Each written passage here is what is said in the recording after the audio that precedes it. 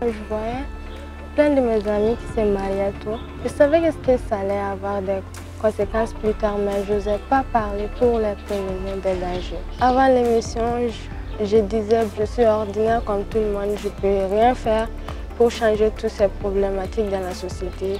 Ma voix à moi seule ne peut pas suffire. Donc après cette émission sur le mariage précoce, ils ont pris l'initiative de parler à leurs parents de tous ces dangers. Et grâce à ça, il y en a plein qui ne se sont pas encore mariés.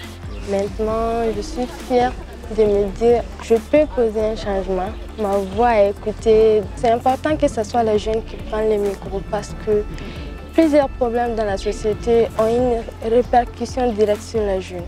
Mais ils n'ont pas assez l'opportunité, ils ne sont pas assez considérés dans la société.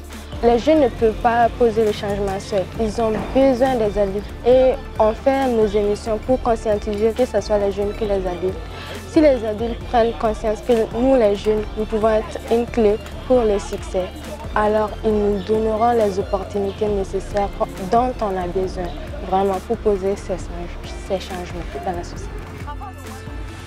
Quand on a une situation d'handicap ici au Mali, nous sommes victimes de plusieurs choses.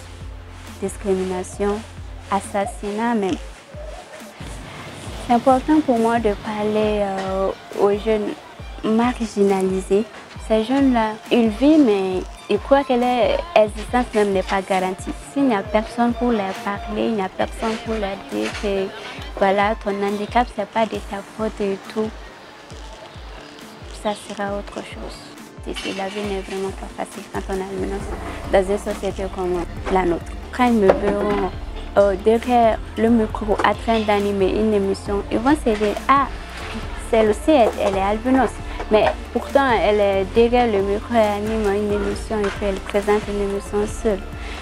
Ça leur redonnera confiance à nous et ça leur ouvrira les yeux que les albinos aussi ont certains droits, ont le droit de vivre et le droit de faire ce que tout le monde fait.